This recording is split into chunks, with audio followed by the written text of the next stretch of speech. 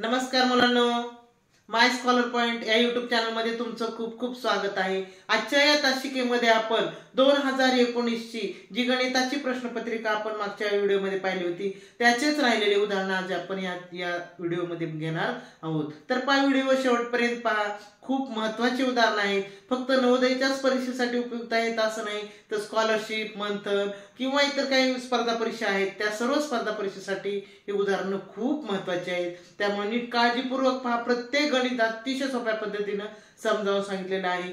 जे तुमचे काही मित्र मैत्रीण असतील किंवा नातेवाईक असतील जे इतर स्पर्धा परीक्षेची तयारी करत असतील त्यांना पण आपल्या युट्यूबची लिंक पाठवा, जेणेकरून आपल्या या युट्यूब चॅनल मध्ये अनेक एमपीएससी लेवल पर्यंतचे सगळे उदाहरणे सोडून दिलेले आहेत। तर चला आजच्या व्हिडिओमध्ये आपण 2019 ची गणिताची प्रश्नपत्रिका काय राहिलेली उदाहरण आपण पाहू। आपण 15.1/2 वजा चौकटी कंसात 12/5 गुणिले 5/8 अधिक साध्या कंसात 7/1.3/4 साधा कंस बंद चौकटी कंस बंद गुणिले 2 अशा प्रकारची पदावली दिलेली आहे। ही पदावली सोडवू आपण। अगोदर साधा कंस सोडवायचा आणि जे काही पूर्णांकयुक्त अपूर्णांक दिलेले ते काय करू आपण साध्या अपूर्णांकामध्ये पहिल्यांदा रूपांतर करून घेऊ। चला 15.1/2 म्हणजे काय करू 15 गुणिले 2 अधिक 1 15 दोन्ही 30 आणि 1 31/2 वजा चौकटी कंसात 12/5 गुणिले 5/8 अधिक आता साध्या कंसामध्ये 7 भागिले 4 4 1 4 आणि 3 7/4 साधा कंस बंद चौकटी कंस बंद गुणिले 2। आता आपण काय करू साध्या कंसामधली क्रिया अगोदर सोडून घेऊ। 31/2 वजा चौकटी कंसात 12/5 गुणिले 5/8 अधिक साध्या कंसामध्ये 7 भागिले च्या ऐवजी गुणिले करू आपण आणि पुढचेची गुणाकार व्यस्त म्हणजे 4/7 साधा कंस बंद चौकटी कंस बंद गुणिले 2। आता साध्या कंसामध्ये गुणिले आपण त्याचं काटाकाटी करून घेऊ। बघा 7 1 7 7 ने 7 ला भाग दिला 7 7 कटले फक्त तिथे 4 राहिले मग तो साधा कंस निघाला।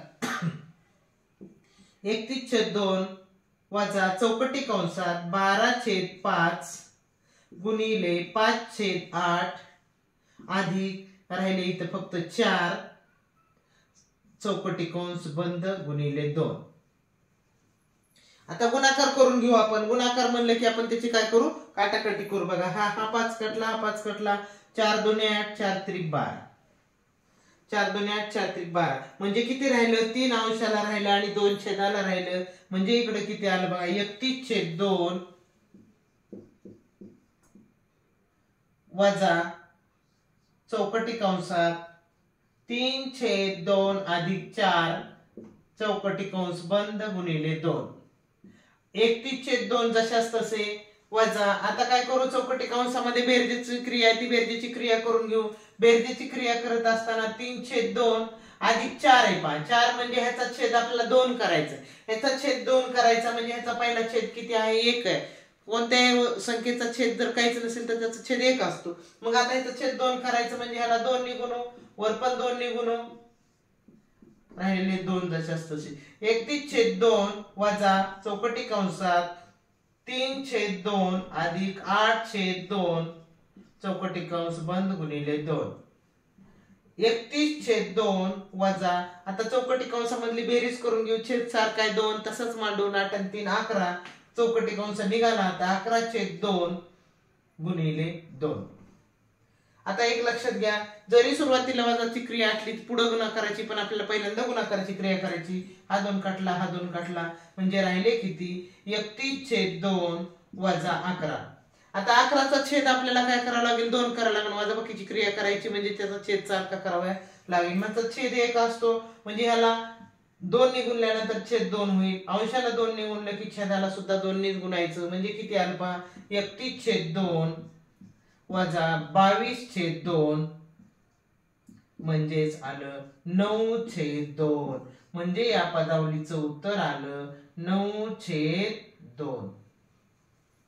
तर पहा आपल्याला वेळ कमी असतो आपण इथं जर एकदमच 2 क्रिया केल्या तर आपल्याला कमी वेळेमध्ये लवकर सोडवता येईल. या ठिकाणीच गुणाकारामध्ये काटाकाटी करायची, इथंच लगेच गुणाकार करायचा भागाकाराच्या ऐवजी. ऍट अ टाइम 2 क्रिया करायच्या म्हणजे पटकन होतं, आपल्याला वेळ खूप कमी. बघा 3 आणि 5 यांची गुणिते असलेल्या पहिल्या 100 नैसर्गिक संख्यांची संख्या किती? 3 आणि 5 यांची गुणिते म्हणजे 3 आणि 5 अवयव असलेल्या 100 पर्यंतच्या संख्या किती, अशा प्रकारे विचारलेलं आहे आपल्याला. तर पहा 3 आणि 5 गणिताचं जर नीट उदाहरण आपल्याला जर समजलं तरच ते आपल्याला कसं सोडायचंय समजतं. पहा त्याचा अर्थ पहिल्यांदा नीट समजून घ्यावा लागतो. तर इथे काय दिलेलं आहे?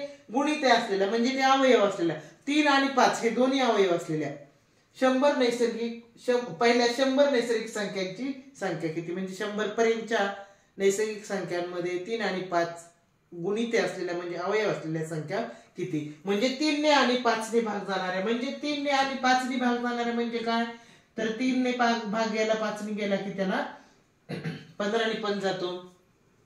15 ने भाग जाणाऱ्या अशा 100 पर्यंतच्या संख्या किती येते ते पाहायचं. 15चा पाडा मोजायचा. 15 दोन्ही 30, 15 त्रिक 45, 15 चौक 60, 15 पाचे 75, 15 साकी 90 आलं पाहिजे. म्हणजे किती संख्या आहेत? 1 2 3 4 5 आणि 6 अशा एकूण 100 पर्यंतच्या 6 संख्या आहेत की ज्या की 3 आणि 5 या संख्या त्याचा अवयव. पुढचं उदाहरण बघा. पुढील पैकी कोणते विधान बरोबर आहे? 4 विधान दिलेले आहेत, त्या 4 पैकी कुठलं बरोबर आहे ते आपण प्रत्येक विधानाचा अभ्यास करून नंतर आपण ठरवू. बघा 0 ही विषम संख्या आहे. आपल्याला माहिती 0 ही विषम संख्या नाही, म्हणजे हे पण विधान बरोबर येणार नाही. दुसरं काय विधान आहे? 0 ही समसंख्या आहे.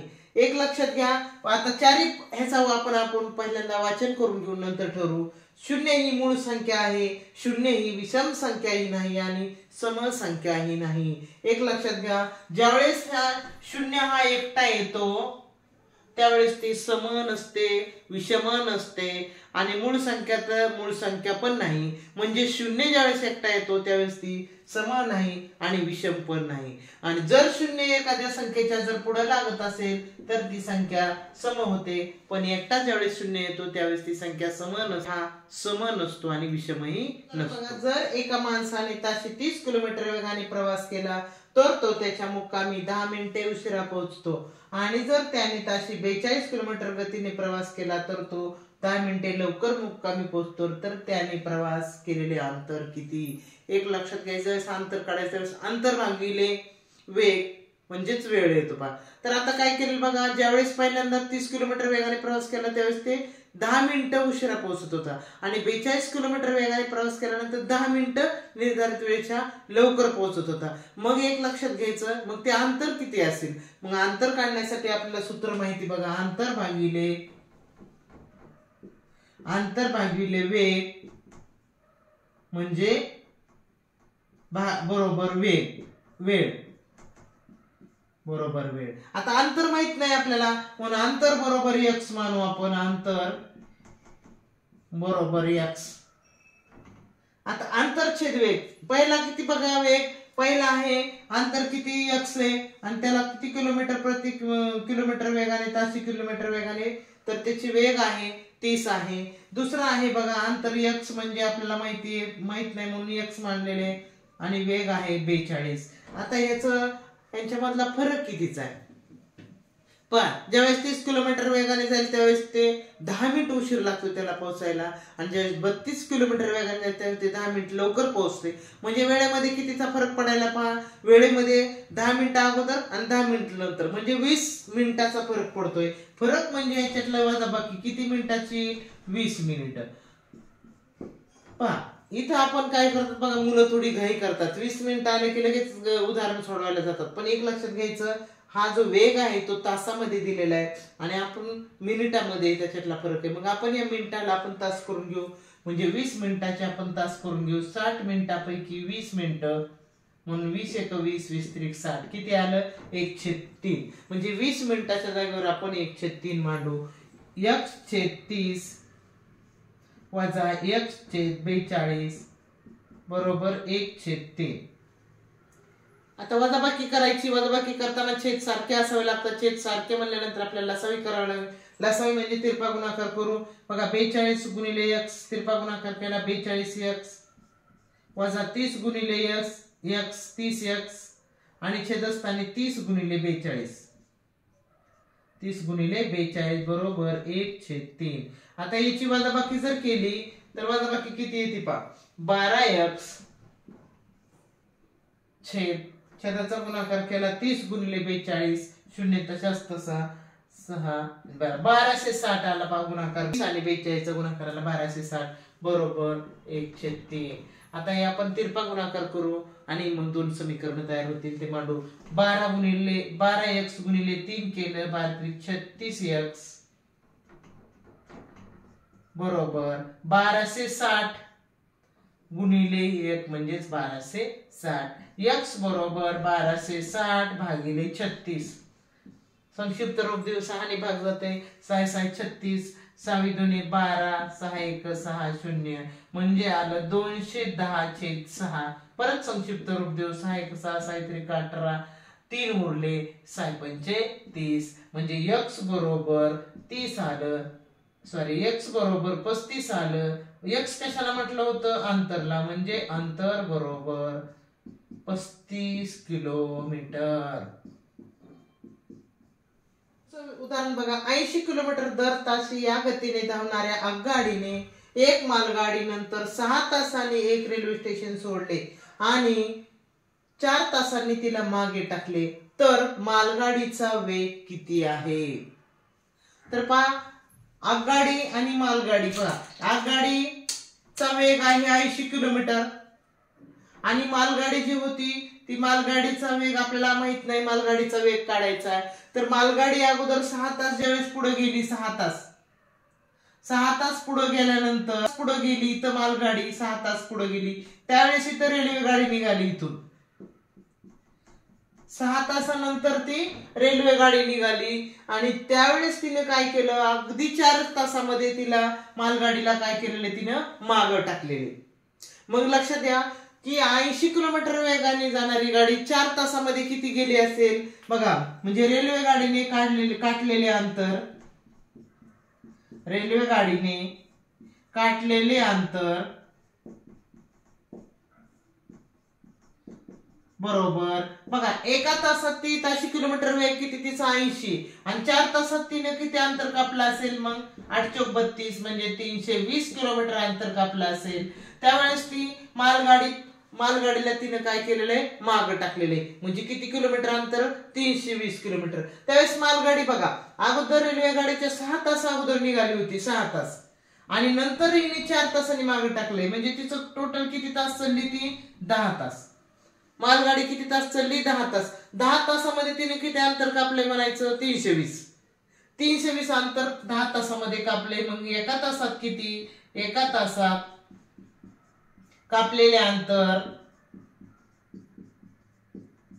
बरोबर कारण ती रेल्वे गाडीच्या अगोदर बघा 6 तास निघालेली आणि नंतर रेल्वे गाडीने तिला 4 तासात मागे टाकले म्हणजे ती 10 तास गेले. 10 तास तिने त्या गाडीने प्रवास केलेला आहे त्यावेळेस तिचं अंतर पण हिचे इतकं झालेलं आहे ते 320 किलोमीटर. म्हणजे एका तासात किती तर मग 320 भागिले 10 करायचं बरोबर 32 किलोमीटर म्हणजे तिचा ताशी वेग झाला 32 किलोमीटर. नीट समजून घ्या कारण अगोदर 6 तासांनी ती निघालेली आहे आणि नंतर 4 तासांनी तिला रेल्वे गाडीने मागे टाकलेले म्हणजे तिचा जवळपास प्रवास 10 तास झालेला आहे. 10 तासामध्ये हिचे इतकंच अंतर कारण ते 10 तासामध्ये तिने ओलांडले म्हणजे किती अंतर कापलं असेल तिनं 320 म्हणून आपण एका तासात किती म्हणून 320 भागिले 10 केलं 32 किलोमीटर हा तिचा झाला ताशी. पुढचं उदाहरण बघा. पुढील संख्यापैकी कोणत्या संख्येला 3 4 5 व 6 यांनी पूर्ण भाग जातो. म्हणजे पहा या चारही संख्या दिलेल्या त्या चारही मध्ये 3 ने भाग गेला पाहिजे 4 ने भाग गेला पाहिजे 5 ने आणि 6 ने अशी संख्या आपल्याला निवडायची आहे. तर पहा 3 ची कसोटी आपल्याला माहिती आहे अंकांची बेरीज. 5 ची कसोटी माहिती आहे एकक स्थानी 0 नाही तर 5. 6 ची कसोटी माहिती आहे 2 ने गेला 3 ने गेला की भाग 6 ने जातो आणि 4 ची कसोटी माहिती आहे की दशक स्थानी आणि एकक स्थानी मिळून जी संख्या तयार होईल त्याला 4 ने भाग. आता 2 अंकी संख्या त्यामुळे 4चं नाही लक्षात येणार पण 3 5 आणि 6 ने आपण बघू. आता ह्याच्या अंकांची बेरीज 9 आहे पण 5 ने भाग जात नाही पण हा ऑप्शन कट झाला. आता बघा ह्याच्या अंकांची बेरीज, ह्याच्या एकक स्थानी 0 म्हणून 5 ने भाग जाते, 3 ने भाग जाते, 2 ने गेला, 3 ने गेला म्हणजे ह्याला 6 ने सुद्धा जाते, पण 4 ने जाते का नाही ते बघावं लागेल. 4 1 4, 4 ने भाग देऊन बघू. 4 1 4, 2 उरले, 4 पंचे 20 म्हणजे ह्या संख्येला पूर्ण भाग जातो. 4 ने, 5 ने आणि 6 ने 60 या संख्येला पूर्ण भाग जातो. विद्यार्थ्यांनो, आजच्या या तासिकेमध्ये आपण या दोनची जी प्रश्नपत्रिका आहे त्यातली काही उदाहरणं पाहिलेली आहेत. राहिलेली उदाहरणं आपण उद्याच्या तासिकेमध्ये पाहणार आहोत. त्यामुळं अवश्य उद्याच्या तासिकेमधले जे व्हिडिओ होते आवर्जून पहा, जेणेकरून तुम्हाला जे काही महत्त्वाचे त्यातली उदाहरणे ते नीट लक्षात येतील आणि कशा पद्धतीने आपल्याला पुढचे उदाहरणं सोडवता येतील हे त्यावरून कळणार आहे. त्यामुळे व्हिडिओ शेवटपर्यंत पहा, प्रत्येक गणित नीट समजून घ्या, कारण प्रत्येक गणित इतकंच महत्वाचं आहे की ती कुठल्याही स्पर्धा परीक्षेमध्ये येऊ शकतं. तर पहा, आपल्या मित्रमैत्रिणींना सुद्धा सांगा, आपल्या व्हिडिओची लिंक शेअर करा आणि आवडत असेल तर लाईक करत चला. धन्यवाद.